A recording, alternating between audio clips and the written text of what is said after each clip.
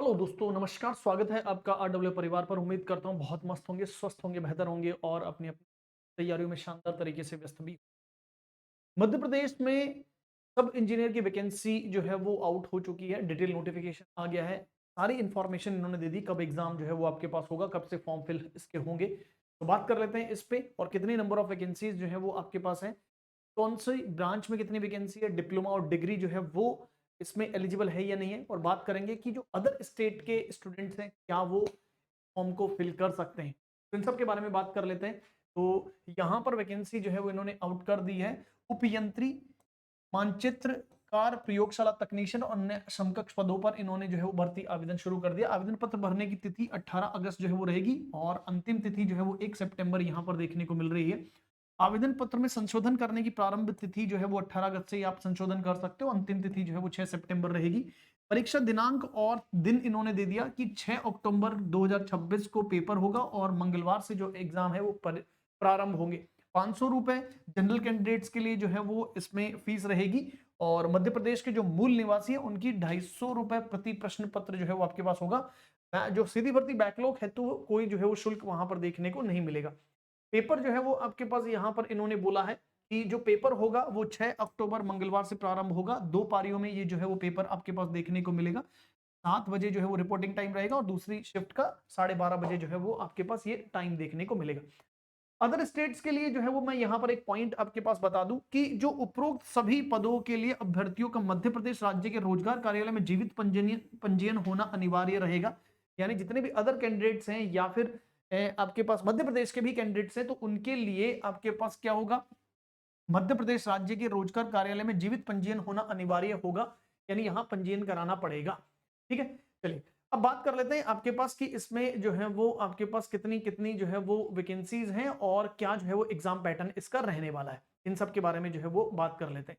ठीक है, चलिए so let's talk about the exam pattern के बारे में अगर हम बात करें तो देखिए यहाँ एग्जाम पैटर्न जो है वो आपके पास ये रहने वाला है कि जो पेपर होगा वो 200 नंबर का जो है वो आपके पास पेपर होगा, जिसमें 100 नंबर आपके पास नॉन टेक रहेगा और 100 नंबर जो है वो आपके पास आपके टेक्निकल होंगे, इलेक्ट्रिकल, मैकेनिकल, सिविल जो भी आपके पास ब्रांच है उसके रेस्पेक्टिव पेपर जो है वो आपको देखने को मिलेगा। जबकि जनरल नॉलेज 100 में सामान्य ज्ञान जो है वो आपके पास देखने को मिलेगा, सामान्य हिंदी, सामान्य अंग्रेजी, सामान्य गणित, सामान्य तार्किक योग्यता, सामान्य विज्ञान और सामान्य कंप्यूटर जो है वो आपको 100 नंबर का देखने को मिलेगा और टेक्निकल 100 नंबर आपके पास आएगा।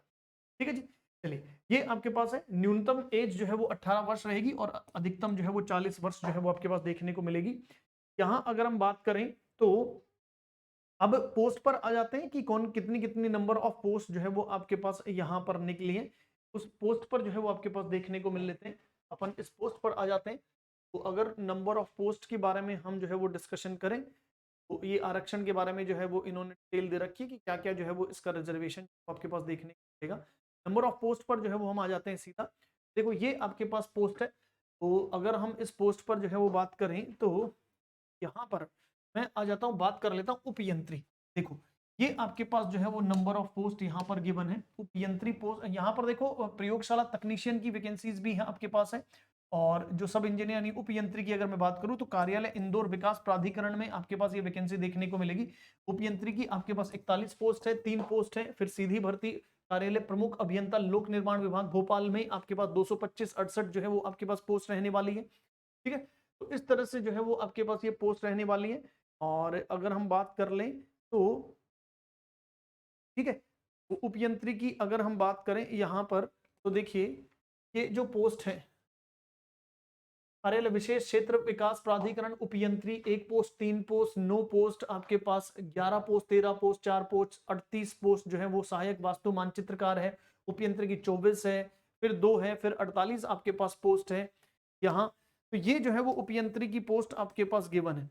तो इस तरह से टोटल जो है वो आपके पास 140, इधर देखो उपयंत्री की 290 आपके पास टोटल पोस्ट है। तो टोटल ये आपके पास कहां पर है, ये कार्यालय प्राचार्य इंदिरा गांधी इंजीनियरिंग महाविद्यालय सागर में आपके पास देखने को मिलेगी।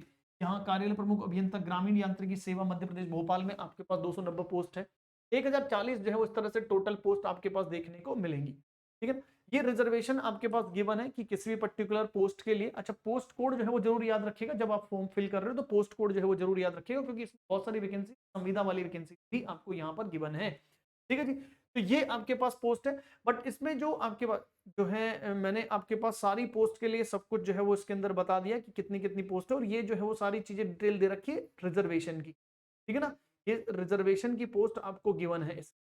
अच्छा, सेकंड मैं बात करूं यहाँ पर, तो मेन जो है वो एक ये आपके पास गिवन है कि यहाँ आपके पास जो है वो है कई जगह जो है वो देखो यहाँ पर लिखा हुआ 3 ईयर डिप्लोमा और degree in the civil engineering, मतलब डिप्लोमा और डिग्री, और कई पोस्ट पर जो है वो आपके पास ये लिखा हुआ है कि यहाँ जो न्यूनतम जो आपके पास अगर बात करें तो रिक्वायरमेंट जो इन्होंने मांगी है, एलिजिबिलिटी रिक्वायरमेंट जो आपके पास मांगी है न्यूनतम, वो कितनी दे रखी है, वो आपके पास केवल डिप्लोमा जो है वो आपके पास दे रखा है।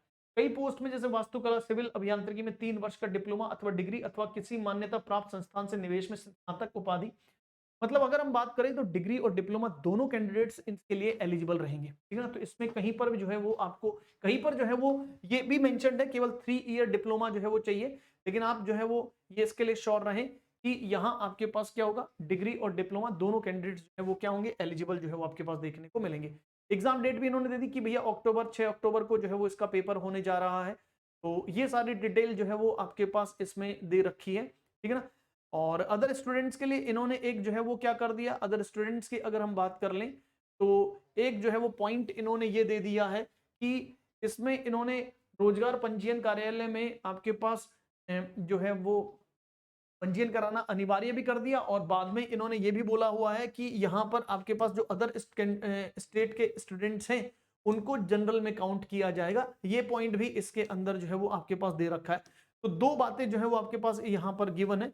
तो इसके लिए जो है वो थोड़ा सा आपको जो है वो क्या होगा, मतलब एक यहाँ पर एक कंफ्यूजन जो है वो इन्होंने जो है वो क्रिएट कर दिया है कि अगर जो है वो क्या है कि जब वहां पे रोजगार कार्यालय में पंजीयन कराना आवश्यक है तो ये एक पॉइंट होगा, और उसमें जो है वो केवल और केवल मध्य प्रदेश के डोमिसाइल जो कैंडिडेट्स हैं वही पंजीयन करा सकते हैं। तो इस तरह का एक जो है वो इसमें इन्होंने पॉइंट दे दिया, जिससे ये भर्ती जो है वो केवल और केवल मध्य प्रदेश के स्टूडेंट्स के लिए ही जो है वो रह गई है, ठीक है ना। तो जितने मध्य प्रदेश के स्टूडेंट्स हैं ये उन्हीं के लिए डेडिकेटेड वैकेंसी आपके पास देखने को, ठीक है। तो इस वीडियो में इतना ही, उम्मीद करते हैं आपके पास इससे रिलेटेड और कोई भी आपको डाउट है तो आप कमेंट सेक्शन में जरूर कमेंट करिए। Good luck, thank you.